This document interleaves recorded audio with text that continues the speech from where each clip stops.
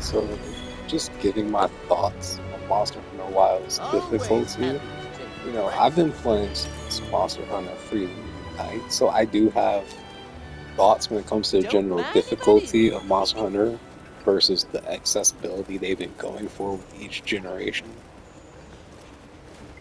I will say Monster Hunter Wilds is easier than Monster Hunter World, though not to a great degree. I'd even argue that the end game of Monster Hunter Wilds is just in line with base world. But I do think progressing through low rank and high rank in Wilds is easier than in World for a variety of reasons. But I do think the biggest reason Wilds is easier than World is the same reason World was easier than all the previous generation games too, and it's because there's even greater freedom of movement. Like, I don't think people understand just how much of a buff being able to walk and attack was in World versus in the older games where you had to commit to staying in place whenever you attacked. Whereas in Wilds now, not only can you move and attack, if you go into focus mode, you can change the trajectory of your attacks whenever you want, which is even more busted, and why weapons like freaking sword and shield and lance feel amazing now. And on the general accessibility part, I do feel like them slowly but surely getting rid of the chore in Monster Hunter is a bit of a problem. Like there isn't a farm in this game, but there is at the same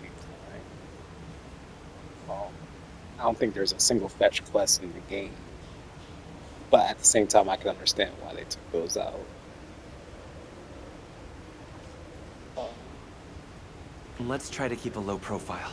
I do think Agreed. Let's be careful. when it comes to you're just a veteran hunter, so the game is naturally easy for you. I do think that there is merit in that, but I also do think that uh, the monsters are easy to fight on top of that. Like I said that the progression in Wilds was easier than in Worlds because in Worlds I do feel that there were legitimate walls that I don't think existed in Wilds. Like just speaking from my own experience, when I ran into Anjanath the first time, that was a wall. When I ran into Dogoran the first time, that was a wall. And when I ran into Temper Kieran, definitely a wall. In Monster Hunter Wilds, I would say my skill with my main weapon is better, but at the same time, I didn't think that there were really any walls in Wilds. The monster that gave me the most trouble was Zhu, the uh, the cephalopod monster. But even then, it wasn't a case of me having to get better gear to fight and finally beat that monster. It was just a case of me learning pattern recognition, knowing what it was going to do. And when I learned that, I never had problems, killing it anymore.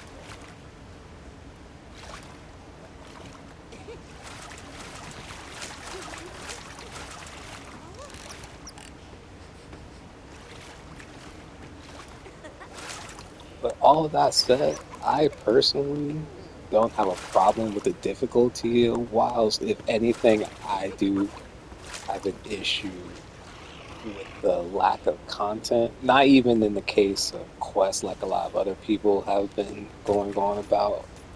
There's just things I was expecting to be in the game that weren't, and it was odd to me. Like I was very much expecting there to be a gathering hub. Um, and more personal to me, I was expecting there to be rainbow victim. Like it was very odd to me that there's Time for a no true master angler to shine. uh, rainbow color in this game. And like I was already annoyed that mess didn't exist in Rise. But I'm thinking, okay, Wilds is a part of the mainline story. Rainbow Pigment World is going to be in Wilds, and it's not. And I can't guarantee it's going to be in a title update because Rise didn't get one, at least not that I think it did. So, um,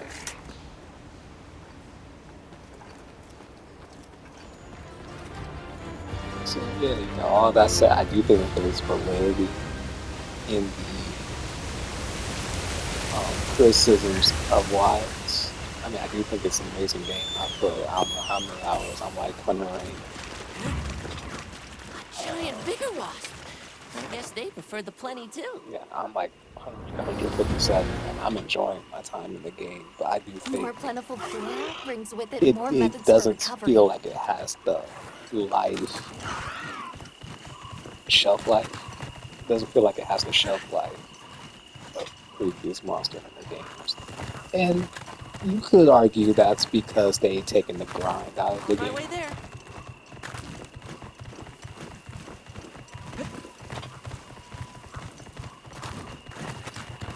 Out of the game. And I do think that there's validity in that, though. In my case, I What are very the much materials they enjoy the added in your fact that item box? there's that, like decorations is easier to get. I enjoy the fact that you can complete weapons and armor sets in like 2 hunts. Like, I personally appreciate that. I would say the reason the shelf life doesn't seem this long The water over there would seems pretty deep. probably be because I bet there it's warm aren't enough to fish. quests you would seemingly unlock at high hunter ranks. Like, I know in base world, you got like tempered cure at 50, at hunter rank 100, you were getting like the combo quest with the elder dragons and stuff like that. I think that would be cool in this game. I also think a part of it is the lack of immersion in the quest. Like they all kind of feel like optionals, regardless of, setting up an investigation or just picking the monster to fight. Obviously, the difference is the rewards. But, like in older games, quests will have like, witty dialogue from whoever was issuing the quest, and you can read up on that. It would kind of add to why you were even hunting this thing to begin with.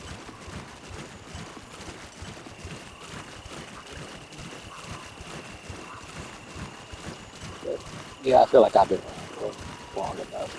I'll stop on that note. But yeah, it's just giving my thoughts on the difficulty of Monster Hunter Wilds and why probably the biggest reason it's easier than previous games is the freedom of movement while attacking.